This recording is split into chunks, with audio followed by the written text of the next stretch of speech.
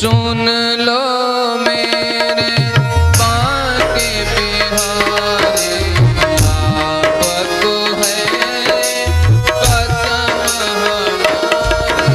सुन लो मेरे बांके बिहारी, आपको है कसम हमारी, कसम हमारी। मुझसे रूठोगे न आप कभी हो, हमसे रूठोगे न आप कभी।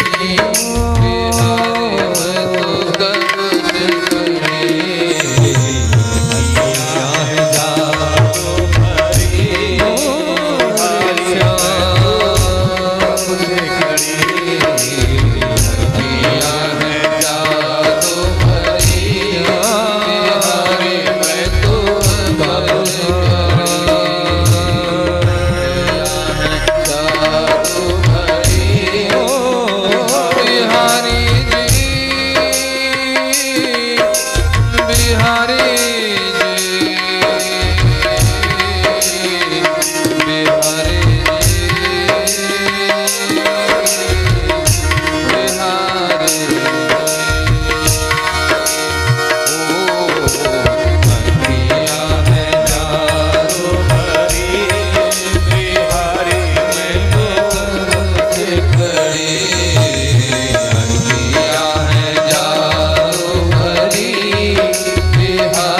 मैं तो कब से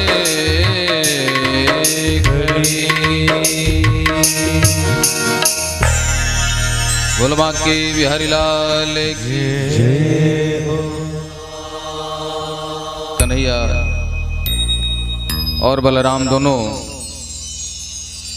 अक्रूर जी के साथ मथुरा मेला देखने के लिए जा रहे हैं। रास्ते में अक्रूर जी को बड़ी आत्मग्लानि हुई। इतना प्रेम करते हैं ब्रजवासी, मैं इनको ले जा रहा हूं कृष्ण के पास, कंस के पास। एक बार सोचते हैं इनको रथ से उतार दूं, नहीं ले जाऊं, फिर सोचते हैं कि क्या करूं मैं।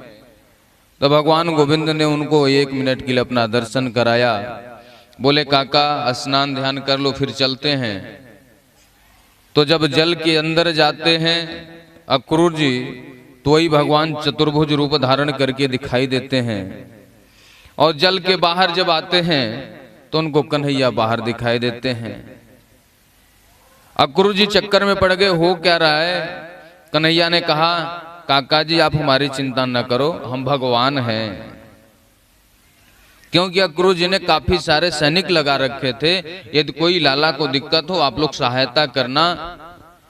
तो कन्हैया कहते हैं काका जी मैं भगवान हूं, आप चिंता छोड़ दो, आपका जो कर्म है वो करो। अक्रूर जी लेकर के गए मथुरा में।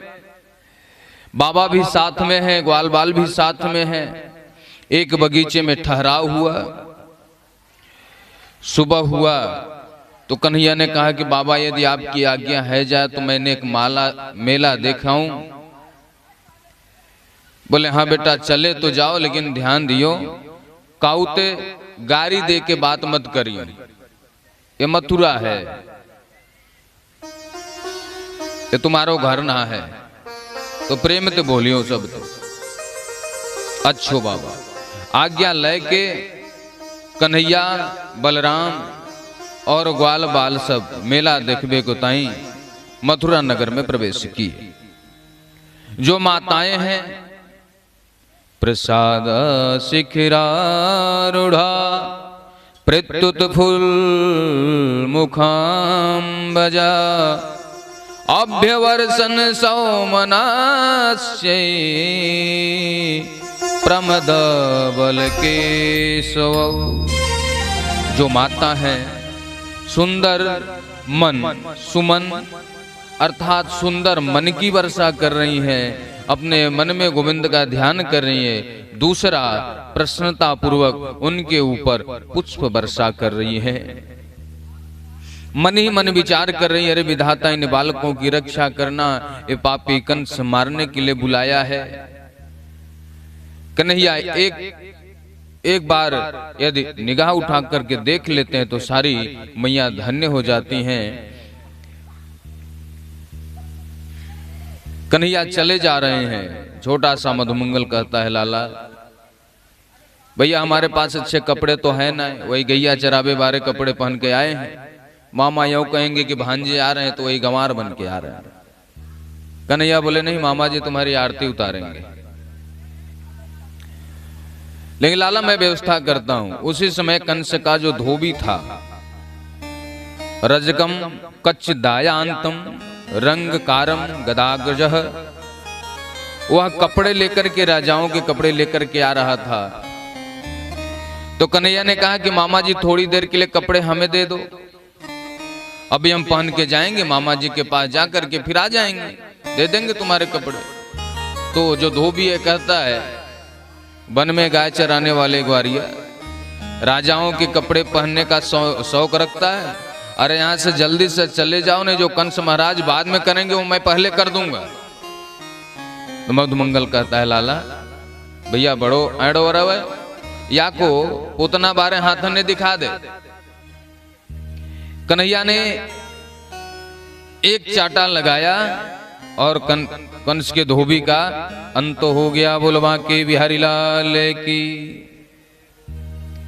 आगे चले तो मधुमंगल कहता, लाला कहूं ते चंदन मिल जाए, कहूं ते माला मिल जाए तो नेक अच्छे लगे हम लोग। आगे जा रहे थे, सुदामा माली इंतजार कर रहे थे। उन्होंने माला की व्यवस्था कर दिया।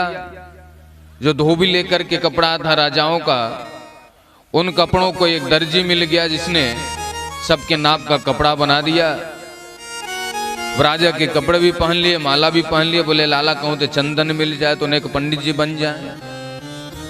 एक 3 जगह से टेढ़ी स्त्री कटोरी में कुछ ले करके जा रही हैं। तो कन्हैया ने मुस्कुरा करके कहा, अरे सुंदरी आप कौन हो, कहां जा रही है? जैसे शब्द उसके कान में गया तो वह क्रोध भरे नजरों से कृष्ण की तरफ देखी, क्योंकि आज तक कोई इस तरह से बोला नहीं था। कन्हैया ने व्यंग वाणी बोली तो उसको बुरा लग गया, लेकिन जैसे क्रोध करके कृष्ण को देखी तो देखते ही रह गई। क्रोध तो दूर हो गया, मोह हो गया। और मन में ऐसा रहा है कि सारा चंदन इन्हीं को लगा दूं। कन्हैया कहते, मुझे देखो ना, मैं पता पूछ रहा हूं, आप कौन हो, अपनी पता बताइए। बोले, महाराज मेरा जन्म कहां हुआ मुझे पता नहीं है। अपने आप को चेतनावस्था में पाया तो कंस की सभा में महाराज को मैं चंदन लगाने जाती हूं, मेरा नाम त्रिवक्रा है, कुब्जा। तो कन्हैया ने कहा कि नेक चंदन मोए लगा दे। कन्हैया को चंदन लगाई, बलराम जी को चंदन लगाई, ग्वाल बालों को चंदन लगाई। कन्हैया ने पास में बुलाया और दाहिने पैर के अंगूठे को अंगूठे से दबा करके हल्का सा झटका लगाया उनको। तो जो 3 जगह से टेढ़ी थी वह अप्सरा बन गई। कन्हैया के हाथ पकड़ ली, चलो हमारे घर। बोले, अभी मामा जी के पास जा रहा है, मामा जी से निपट लूं फिर इधर आता हूं। आगे बढ़े कन्हैया, जहां पे धनुष रखा गया था कन्हैया वहां पे गए। हजारों सैनिक मारने के लिए आए, कन्हैया ने सबको मार दिया, समाप्त कर दिया। धनुष के पास गए, धनुष जी को प्रणाम किया, भगवान भोलेनाथ को प्रणाम किया और धनुष को हाथ में उठाया, प्रतिंचा चढ़ाई महाराज धनुष कि जैसी प्रतिंचा खींचा तो धनुष टूट गई। जोर की आवाज भई, कंस तो गिरते गिरते बचा। एक सैनिक से पूछा कि किसकी आवाज थी? सैनिक ने कहा कि महाराज धनुष टूट गई। कंस तो डर गया, क्योंकि इसको वरदान था। शंकर जी ने जब धनुष दिया तो वरदान दिया था कि इस धनुष को कोई तोड़ नहीं सकता, जो इस धनुष को तोड़ सकता है वो तुम्हें छोड़ नहीं सकता। तो कंस समझ गया कि मुझे मारने वाला आ गया। मंत्री जी आए, बोले कि मैं हूं महाराज, कोई बात की चिंता मत करो, मैं देख लूंगा। वो तो पुरानी धनुष थी इसलिए टूट गई। थोड़ा सांत्वना दिए, आगे बढ़े कन्हैया। दरवाजे पे कुलेया पीड़ हाथी को लगा रखा है कि कृष्ण आए उसको अपने पैरों के नीचे रौद करके मार दिए। हाथी को मदिरा पान कराया गया है। कन्हैया बलराम आए, हाथी के दोनों दांत उखाड़ लिए। एक दांत को कन्हैया ने अपने कंधे पे रखा, एक दांत को बलराम जी ने अपने कंधे पे रखा। मानो कोई योद्धा यहाँ पे आ रहे हैं। जहां पे मल्ल युद्ध का आयोजन था, कन्हैया और बलराम वहां पे प्रवेश किए। हजारों लोग बैठे हुए हैं, राजा बैठे हुए हैं, प्रजा बैठे हुए हैं, बूढ़े बैठे हुए हैं, बच्चे बैठे हुए हैं। जो जिस भाव से कन्हैया को देख रहा है वैसी ही मूर्ति उनको दिखाई दे रही है। जो योद्धा है, मल्ला नामस निर्निनाम नरबरह, जो योद्धा है उनको योद्धा के रूप में दिखाई दे रहे हैं। स्त्रीणाम अस्मरो मूर्तिमान, स्त्रियों को अपना प्रियतम दिखाई दे रहे हैं।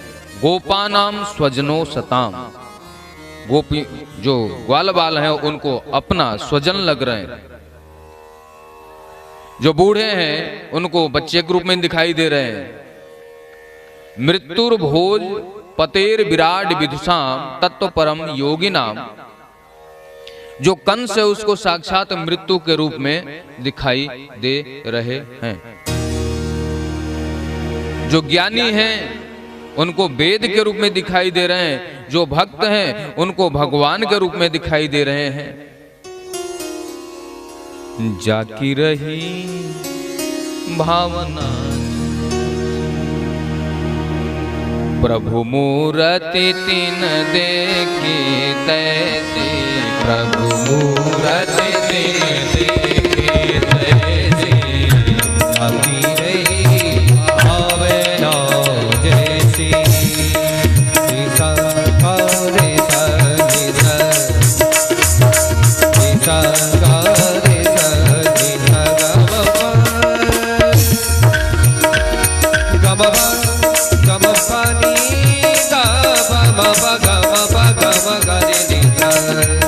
जाकी रही भावना